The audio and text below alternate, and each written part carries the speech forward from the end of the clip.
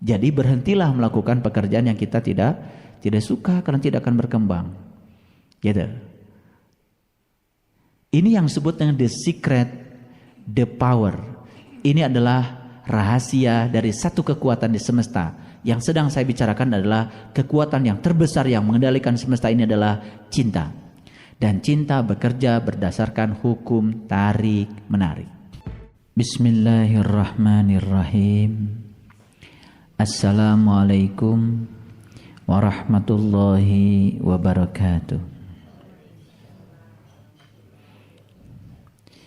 Alhamdulillahilladzi binuri jamalihi adha'a qulubal arifin wa bihaibati jalalihi akhraqa fu'adal asyikin wa ammara syirral wasilin.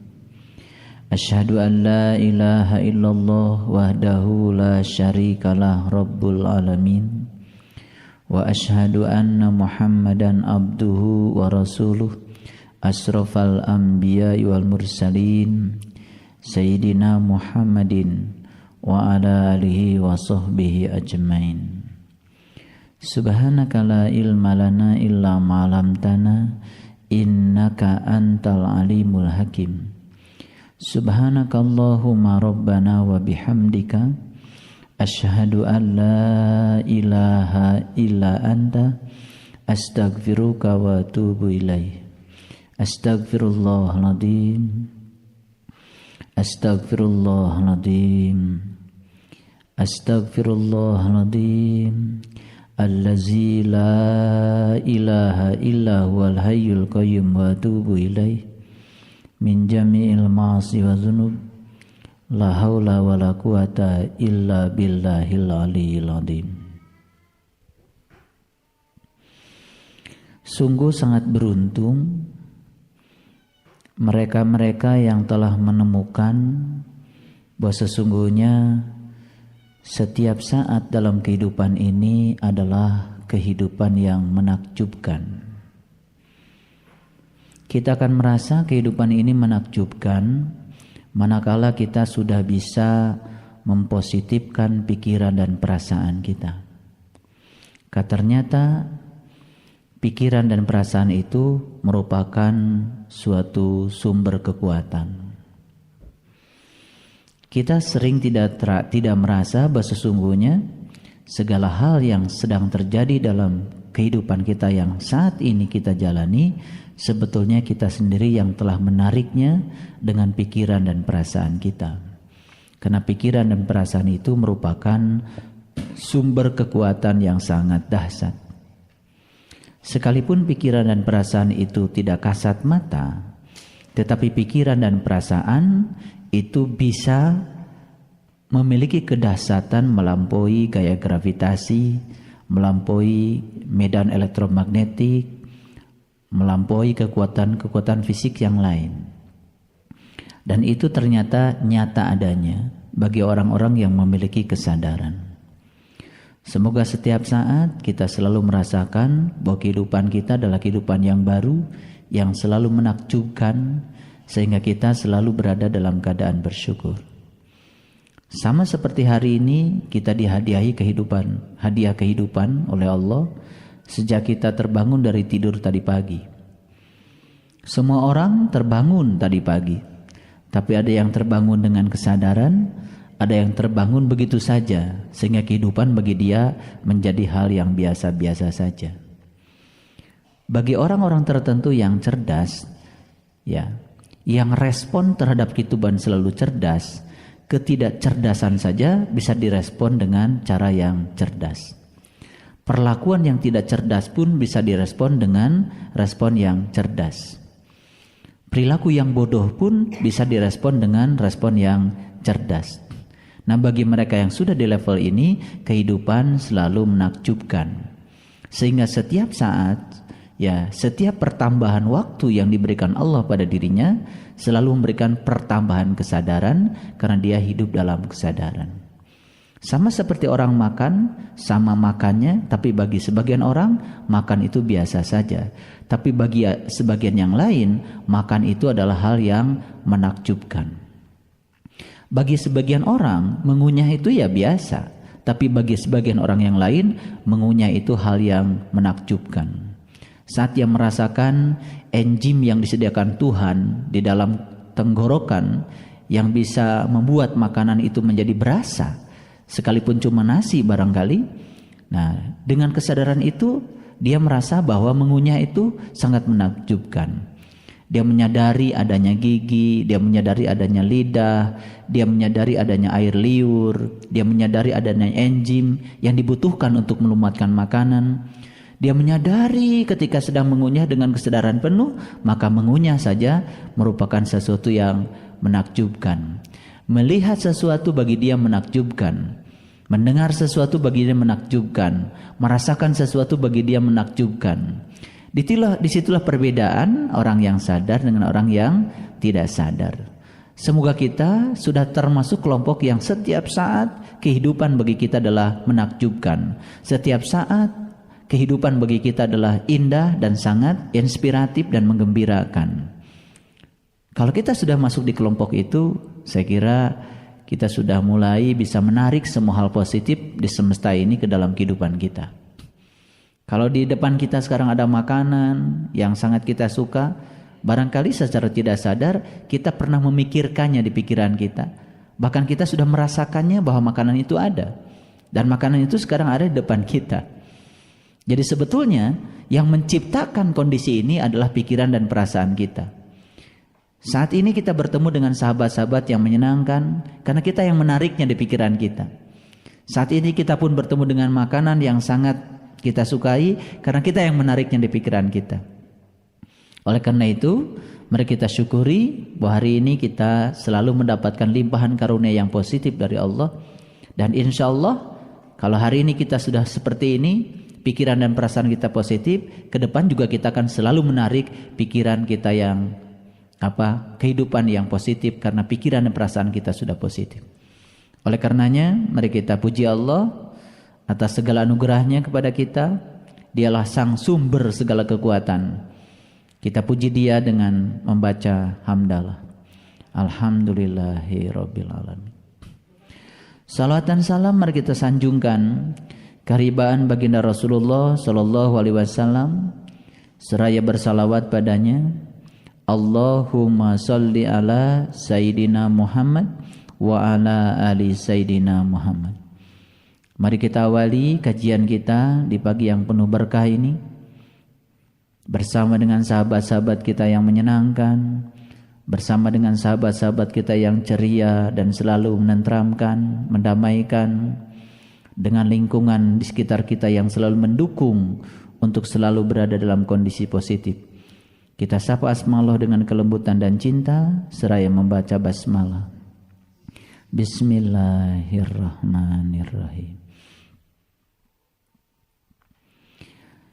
Sebelum kita lanjutkan kajian kita, saya mohon semuanya melihat dulu Quran surat Luqman.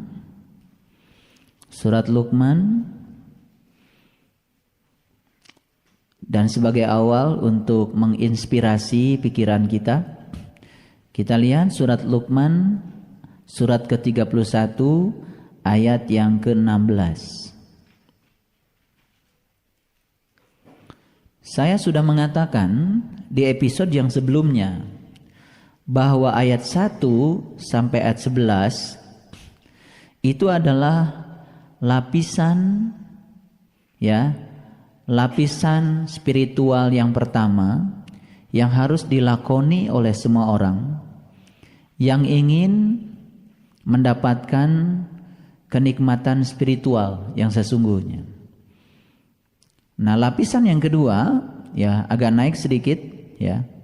Jadi kalau lapisan yang pertama ayat 1 sampai ayat yang ke-11 itu cerita tentang pengalaman pertama seseorang untuk sampai menemukan suatu cara, metode yang mengantarkan dia kepada Allah. Tapi ayat 12 sampai ayat yang ke-19 itu lapisan yang kedua. Artinya seseorang yang sudah diantarkan oleh sang penunjuk jalan kepada Allah, maka untuk ditingkatkan pada level yang berikutnya, dia harus menapaki ayat yang ke-12 sampai ayat yang ke-19. Saya sudah menceritakan ayat-ayat ini sebelumnya sebagian, dan sekarang saya ingin tunjukkan dulu ayat yang ke-16. Di ayat yang ke-16 ya, Luqman berkata, sekali lagi saya sudah menyampaikan bahwa Luqman di sini bukan sekedar ayah kandung dan anaknya itu bukan sekedar anak kandung. Tetapi sesungguhnya diskusi dan dialog Luqman dengan anaknya ini lebih cocok secara hakikat seperti diskusi antara seorang guru dengan seorang murid yang memiliki kehendak untuk menaikkan kualitas spiritualnya di dalam perjalanan kehidupannya.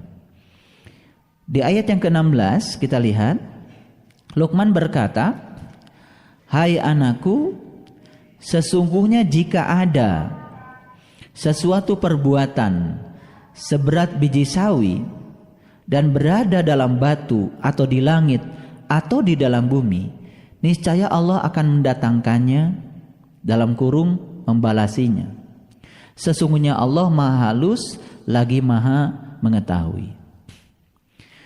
Ini ayat bagi sebagian orang biasa, tapi bagi sebagian orang yang sudah tinggi level kesadarannya, ini ayat menjadi sangat luar biasa. Saya akan berbicara untuk mengelaborasi ayat ini menggunakan bahasa saintifik, bahasa ilmiah. Sedikit saya nanti akan memberikan hasil-hasil penelitian yang sudah dilakukan oleh ribuan orang, leluhur-leluhur kita, yang sudah menuliskannya hasil penelitian mereka dalam ya kalimat-kalimat yang sangat indah, sering disebut dengan kalimat-kalimat filosofi atau disebut dengan kata-kata mutiara. Saya kira itu semua itu hasil penggalian yang sangat dalam dari pengalaman kehidupannya. Ayat ini menceritakan kepada kita bahwa sebesar apapun yang kita lakukan, baik itu kebaikan maupun keburukan, semua akan kembali ke dalam diri kita sendiri. Saya ingin mengatakan bahwa sesungguhnya nasib itu bukan kebetulan, tapi nasib adalah pilihan. Sekali lagi kita lakukan satu revolusi bahwa nasib itu bukan kebetulan, tapi nasib adalah suatu pilihan. Takdir dengan nasib berbedanya hanya kurun waktu saja. Kalau takdir itu apa yang sudah terjadi, sedangkan nasib apa yang belum terjadi dan itu masih bisa diubah. Nah sekarang yang sudah terjadi, apakah itu kebetulan? Bukan. Yang sudah terjadi, kebaikan keburukan dalam kehidupan kita, itu adalah pilihan kita juga, cuman kurun waktunya di masa lalu dan itu sudah terjadi. Nasib itu sesuatu yang belum terjadi, adanya di kurun yang akan datang. Dan kita juga sebetulnya yang bisa mengambil pilihan, mau seperti apa nasib kita. Takdir dan nasib sebetulnya dimensinya sama, tetapi kurun waktu yang berbeda. Takdir tidak bisa diubah, nasib bisa diubah. Ya. Takdir pilihan siapa? Ya pilihan kita. Nasib juga pilihan kita. Semua adalah pilihan kita. Karena semua yang hadir di kehidupan kita sebetulnya kita yang telah menariknya di pikiran dan perasaan kita. Karena itu adalah sumber kekuatan kehidupan. Jadi kalau begitu apa yang mencipta? Siapa yang menciptakan kehidupan kita? Yang menciptakan kehidupan kita ya jelas Allah.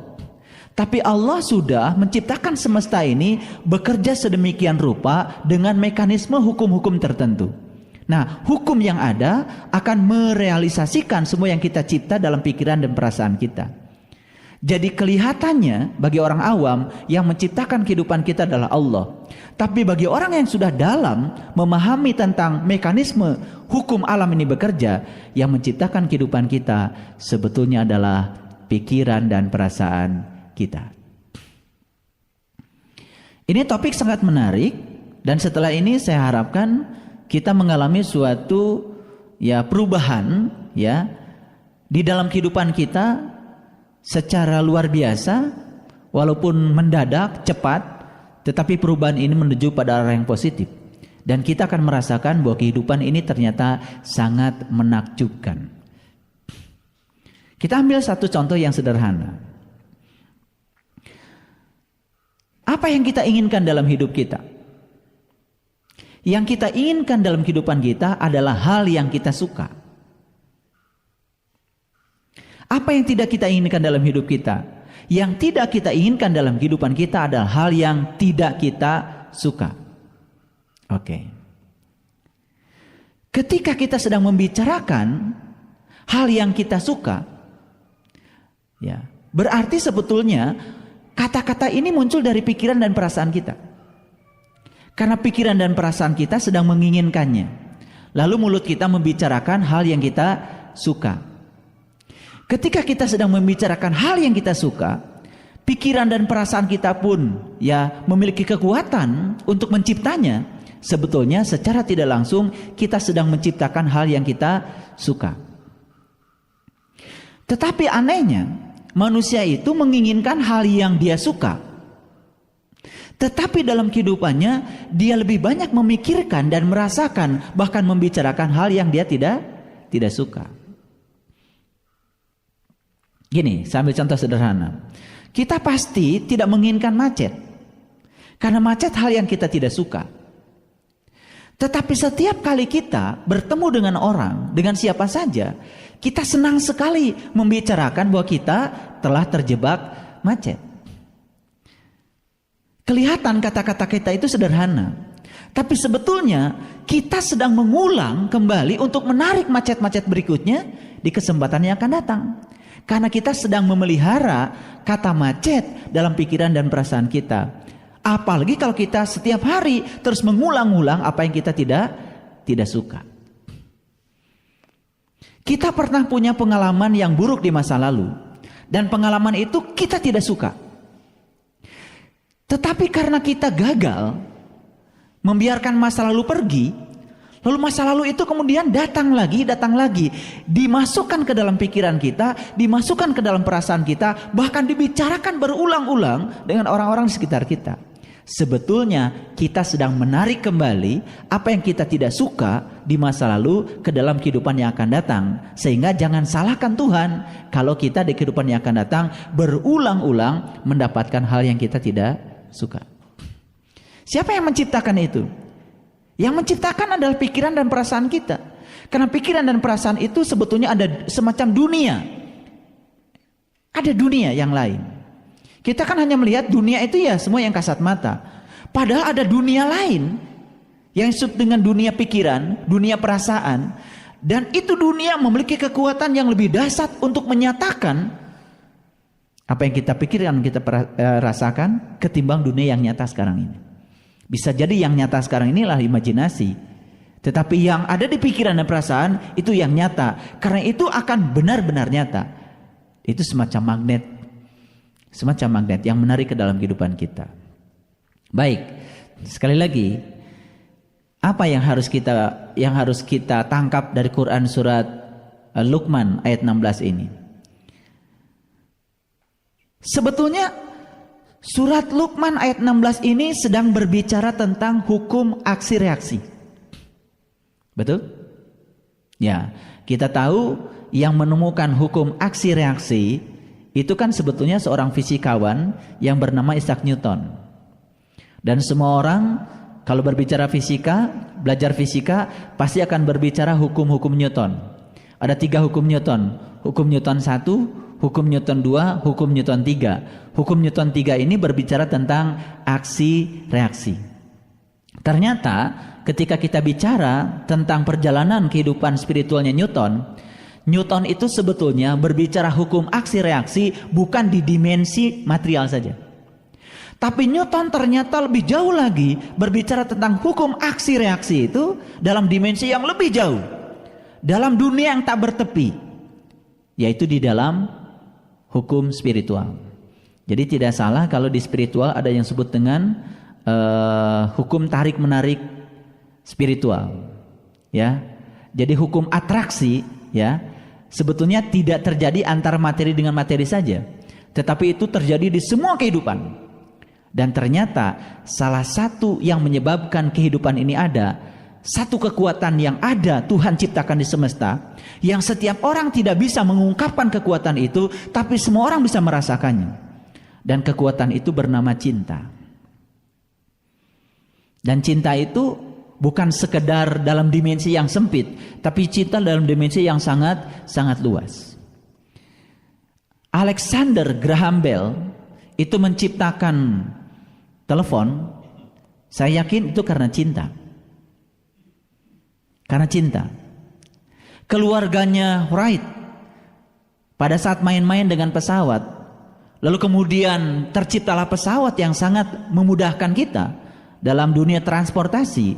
Saya percaya itu pun karena cinta. Bahkan ada yang mengatakan ketika cinta kita usir dari dunia ini, maka dunia ini ke dalam sekejap akan berubah menjadi kuburan. Satu masyarakat, satu bangsa terbentuk karena apa?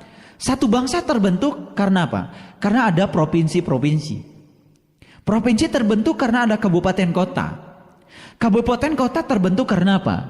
Karena ada kecamatan. Kecamatan terbentuk karena ada RW-RW. RW-RW terbentuk karena ada RT-RT. RT terbentuk kan karena ada keluarga. Dan keluarga terbentuk karena cinta. Betul nggak? Jadi kalau gitu bangsa ini terbentuk karena apa? Karena cinta. Kalau begitu dunia ini terbentuk karena apa? Karena cinta. Makanya satu hukum yang paling baik untuk kita bicarakan saat ini, hukum cinta, salah satunya adalah hukum tarik menarik. Betul nggak? Gini, saya kasih tahu. Kita tertarik pada makanan yang kita sukai, pada makanan yang favorit. Begitu kita berhadapan dengan makanan yang kita sukai, saat itu juga kita merasakan bahwa di depan kita ada makanan yang menakjubkan. Betul nggak? Ketertarikan pada makanan itu karena kita merasakannya, karena kita menyenanginya, karena itu adalah makanan favorit kita. Pada saat itu sesuatu menjadi sangat menakjubkan. Betul? Oke. Sekarang kita bicara lebih luas lagi. Saya mau bicara pada aspek materi saja dulu. Kenapa bumi ini bisa tetap berada di porosnya? Kenapa bumi ini tetap mengitari matahari? Kenapa semua bintang-bintang itu tetap berada di porosnya? Mengapa semua diam di porosnya semua? Itu kan karena ada satu hukum. Hukum tarik menarik. Mengapa tubuh kita sekarang terbentuk seperti ini? Karena di dalamnya ada apa? Ada molekul. Di dalam molekul ada sekumpulan atom. Di dalam atom ada elektron, ada proton. Ada elektron yang bergerak mengelilingi inti, ada inti atom di tengahnya. Inti atom bermuatan positif dan elektron bermuatan negatif. Dua benda bermuatan, yang satu bermuatan negatif, yang satu bermuatan positif, terjadi tarik menarik yang disebut dengan tarik menarik gaya listrik yang menimbulkan gaya sentripetal yang menyebabkan elektron berputar mengelilingi inti. Itu kan karena ada hukum tarik menarik. Jadi sebetulnya tubuh kita terjadi karena apa? Karena hukum tarik menarik. Nah, salah satu kekuatan cinta, salah satunya adalah hukum tarik menarik. Hukum tarik menarik ada itu karena cinta. Bahkan Allah mengatakan, karena kecintaanku pada Nur Muhammad, aku ciptakan semesta ini. Itu dalam hadis qudsi. Jadi sebetulnya Tuhan pun menciptakan semesta ini dengan cinta. Kalau Tuhan menciptakan semesta ini dengan cinta, berarti di semesta ini banyak sekali sebenarnya kekuatan positif yang bernama cinta. Tetapi kekuatan positif itu perlahan memudar saat manusia mulai memasukkan aspek-aspek negatif ke dalam pikiran dan perasaannya, dan kemudian itu yang menyebabkan kita merasa kehidupan ini banyak diseliputi oleh hal yang negatif. Ternyata cinta itu dibatasi pada hal yang positif saja. Baik, kita bicarakan lebih lanjut lagi. Kenapa ada dokter? Kenapa ada guru? Kenapa ada pengusaha? Kenapa ada ibu rumah tangga? Betul nggak? Saya kira semua itu ada karena cinta. Betul nggak? Oleh karena itu, semua peran yang Allah berikan kepada kita di semesta ini untuk satu hal sebetulnya. Bukan karena kita sedang berperan, tapi karena kita sedang diperankan untuk tujuan Tuhan. Karena Tuhan ingin menyalurkan cintanya kepada orang yang berhak mendapatkan cintanya Tuhan lewat tangan Tuhan. Dan kita bisa menjadi kepanjangan tangannya. Itu sebabnya saya pernah mengatakan bahwa iman harus menghasilkan cinta. Masih ingat? Cinta harus menghasilkan pelayanan. Pelayanan harus menghasilkan kedamaian. Jadi sebetulnya cinta itu bisa diproduksi lewat iman. Nah, oleh karena itu ada orang mengatakan iman tapi tidak memproduksi cinta, berarti kan ada yang salah. Baik, kembali lagi pada tadi, ya. Kita sekarang cek pada diri kita. Lebih banyak mana kita dalam hidup ini membicarakan yang kita suka atau membicarakan yang kita tidak suka? Mana yang lebih banyak? Kita suka nggak membicarakan apa yang kita lihat di televisi, misalkan tentang yang kita tidak suka. Yang tidak suka misalkan tentang perilaku seseorang, atau misalkan tentang hal yang dianggap menyimpang oleh kita, betul nggak? Nah, kita saat ini membicarakan yang kita tidak suka, maka besoknya ada kecenderungan kita akan membicarakan yang kita tidak suka. Lusa, nah yang besok itu sebenarnya diundang oleh kita hari ini. Karena hari ini kita sedang menariknya lewat pikiran dan perasaan kita. Makanya sebetulnya yang paling power dan luar biasa, kalau kita ingin mendapatkan yang kita suka saja dalam hidup, berarti kita harus berhenti membicarakan yang kita tidak suka. Jadi sekarang yang harus kita lakukan apa? Berhenti membicarakan yang kita tidak suka. Terus terang saja, ini perlu latihan. Karena barangkali kita kan secara automatically begitu pulang dari mana ada yang kita tidak suka, kita bicarakan. Betul nggak? Contoh yang sederhana. Kita di jalan melihat satu adegan. Misalkan apa? Yang kita tidak suka. Saat itu kita bicarakan. Saat kita sedang membicarakannya, yang kita bicarakan lahir dari mana? Dari pikiran kan? Dari pikiran. Dari pikiran dan perasaan. Berarti sesungguhnya kekuatan pikiran dan perasaan kita sedang mencipta yang kita tidak suka. Nah, makanya the law of attraction, yang namanya hukum atraksinya, ya, berarti besok kita akan menemukan yang sama. Lusa akan menemukan yang sama. Berikutnya akan menemukan yang sama, dan akan berulang-ulang yang sangat kita tidak suka akan hadir kembali ke dalam kehidupan kita. Karena hari ini kita yang telah mengkreasinya. Kita yang telah menciptakan. Ini perlu perenungan. Ini kelihatannya biasa, tapi ini sangat luar biasa. Saya ingin berbicara untuk mengubah agar kehidupan kita hari ini dan ke depan lebih baik. Karena nasib itu pilihan kita, bukan kebetulan. Dulu kan nasib diserahkan pada Tuhan, tergantung yang di atas. Betul nggak? Sekarang kita pahami lebih dalam tentang Tuhan itu siapa. Tuhan itu Rabb al-Alamin. Dia sang keberadaan. Dia menciptakan semesta dengan hukum-hukumnya yang bekerja sedemikian rupa. Begitu seseorang memberi, pasti menerima yang dia beri. Kan itu hukum aksi reaksi. Makanya yang diberi dengan yang terima pasti akan setimpal. Kita hanya akan menerima yang kita beri. Gitu. Nah, sebetulnya ketika kita sedang memikirkan dan merasakan sesuatu, sebetulnya kita sedang memberi.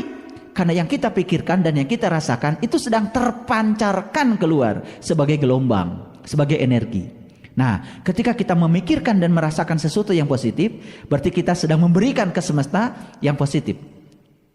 Ketika sedang memikirkan dan merasakan yang negatif, itu akan menjadi kekuatan yang sedang dipancarkan pada semesta sebagai hal yang negatif. Berarti kita sedang memberi yang negatif. Pasti kita akan menerima yang negatif.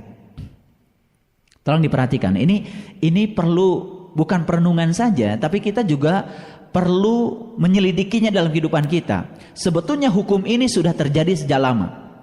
Kita tidak menerima hukum gravitasi, kita tidak menerima hukum elektromagnetik, walaupun kita tidak menerimanya, tetap saja hukum itu berjalan. Betul nggak? Nyatanya apa? Saya tidak percaya itu hukum gravitasi. Kenyataannya walaupun orang tidak percaya, ketika dia pegang benda, kemudian dia jatuh benda, tetap saja benda itu jatuh ke bumi. Dan hukum gravitasi ini itu yang telah mendamaikan kita. Kita bisa menginjakkan kaki di bumi ini karena ada hukum gravitasi. Air bisa mengalir di sungai karena hukum gravitasi. Makanan bisa diam di piring ini karena hukum gravitasi. Air bisa tinggal di dalam gelas ini karena hukum gravitasi. Bayangkan begitu hukum gravitasi diambil oleh Allah, semua ini menjadi berantakan. Pisang goreng bisa tinggal di sini dan kita mengambilnya dengan leluasa karena hukum gravitasi. Kita tidak sadar bahwa sebetulnya kita bisa duduk sekarang karena ada hukum gravitasi. Betul nggak? Kita ditarik oleh bumi dengan gaya sebesar gaya tarik bumi pada kita. Sebetulnya kita pun menarik bumi dengan gaya sebesar gaya tarik kita pada bumi. Jadi sebetulnya ada gaya yang bekerja pada diri kita, ada gaya yang bekerja pada bumi secara simultan dalam waktu yang bersamaan. Cuman kan kita sering mengatakan kita jatuh ke bumi, bukan bumi jatuh ke kita. Padahal sebenarnya boleh-boleh saja kita mengatakan, wah tadi bumi jatuh ke kita. Boleh. Boleh. Bukan kita jatuh ke bumi, tapi tadi bumi jatuh ke kita. Biar gak kerasa sakitnya. Ada orang lagi kerja di bangun, aduh orang itu jatuh ke bumi. Ya supaya gak kerasa sakitnya, bilang aja tadi bumi jatuh ke orang. Boleh? Boleh. Cuman karena kita tidak tahu rahasianya. Yang kita tahu itu kan sebenarnya bumi itu tidak memberikan, bumi itu memberikan gaya pada orang. Kita lupa bahwa sebetulnya orang pun memberikan gaya pada bumi. Ketika kita duduk seperti ini, kan yang kita rasakan kita ditarik bumi. Padahal bumi juga sebetulnya ngomong, aku juga ditarik kamu. Cuman gaya yang sama bekerja pada dua masa yang berbeda. Gaya yang bekerja pada kita terasa dampaknya. Gayanya sama karena kitanya kecil, terasa dampaknya pada kita.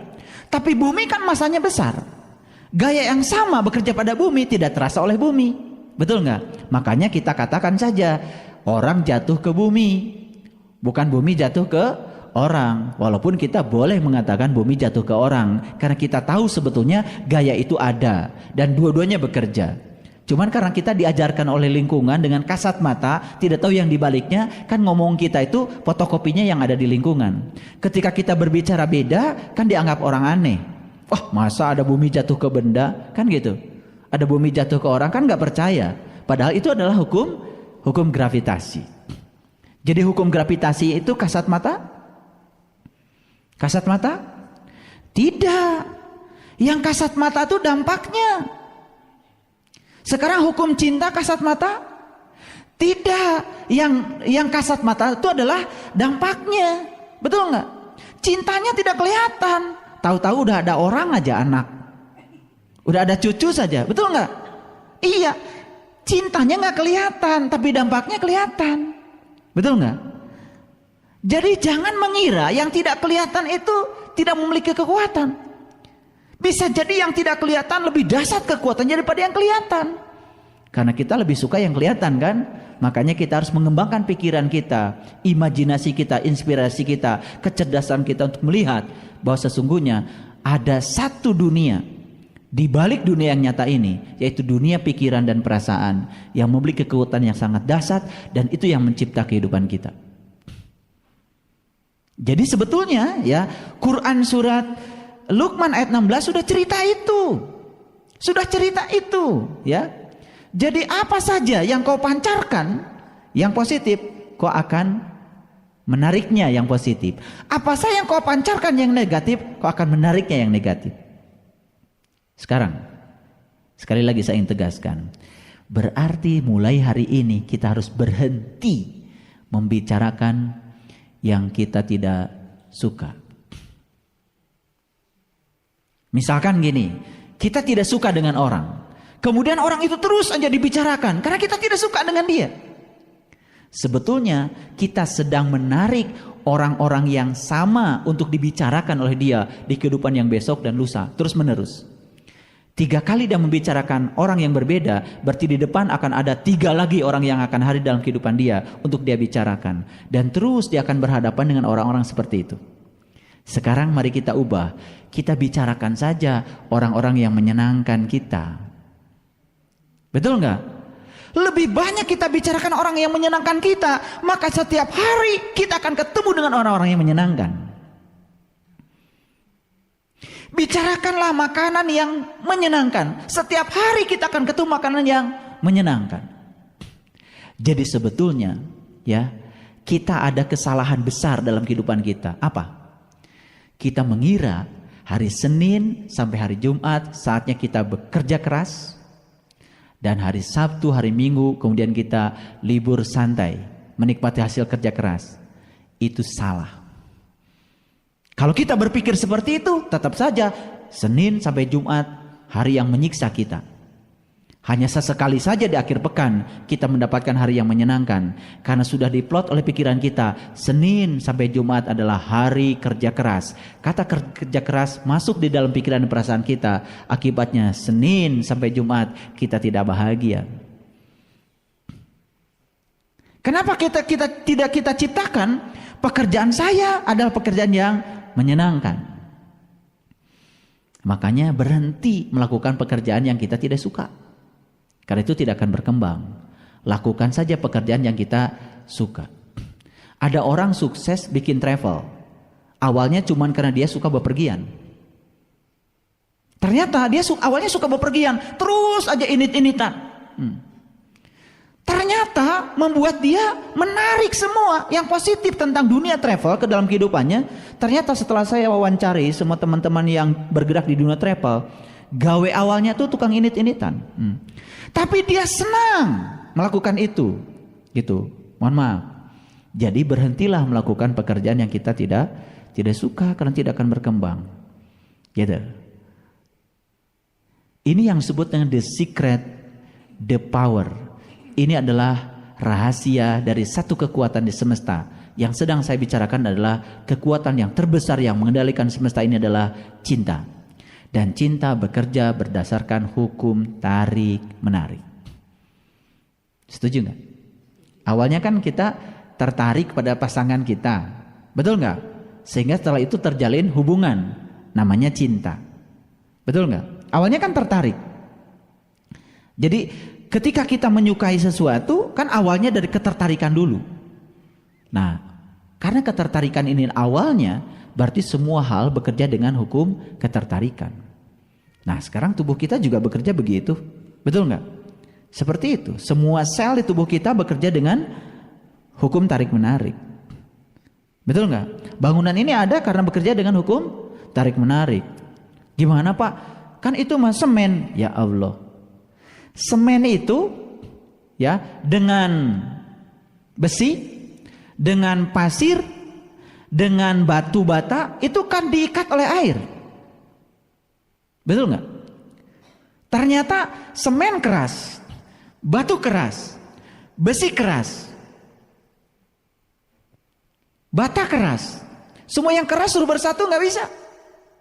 Setelah diikat dengan air, semuanya menjadi bersatu. Kenapa air bisa mengikat? Karena air itu sangat lembut. Makanya Allah bilang di sini, apa katanya?